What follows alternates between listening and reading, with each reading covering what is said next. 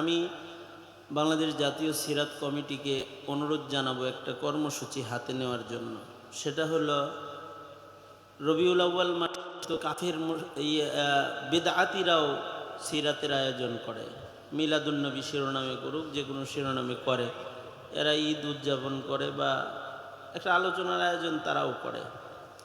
আমরা শুধু রবিউল আউয়াল আসলে সিরাতের আয়োজন এইটা না করে যদি ঢাকা শহরের প্রতিটা মসজিদে সিরাতুন নবীর কর্মসূচি জাতীয় সিরাত কমিটি সারা বছর ব্যাপী করে, তাহলে এই উম্মাহকে রসুল চিনাইতে পারলে তারা নাস্তিকদের পিছনে দৌড়াদৌড়ি করবে না।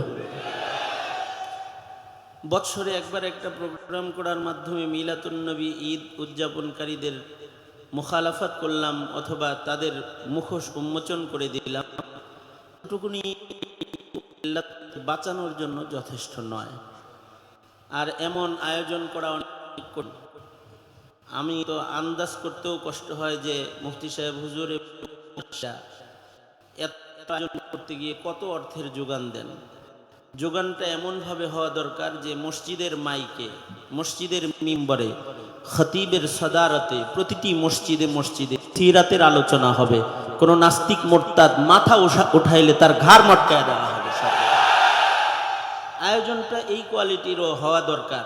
এ কারণে আমি জাতীয় সিরাত কমিটির কাছে প্রস্তাবনা পেশ করব, গোটা ঢাকা শহর তথা যে সকল মসজিদগুলোতে যুবকরা নামাজ পড়ে, ঢাকা ইউনিভার্সিটি আছে, বিভিন্ন কলেজ আছে, ইউনিভার্সিটি আছে, প্রয়োজনে ধর্ম মন্ত্রণালয়ের কাছ থেকে কাগজ সহ অনুমোদন নিয়ে যেখানে নাস্তিকেরা আমাদের মুসলমানদের সন্তানদেরকে নাস্তিকতা শিক্ষা দেয় এবং নবী আলাইহিস সালাতু ওয়াস সালামকে গালি দেওয়া ওরা শিক্ষা দেয়, ওদের ওই সকল জায়গা দখল করে বছরব্যাপী সিরাতের আলোচনার প্রোগ্রাম চালু করা দরকার।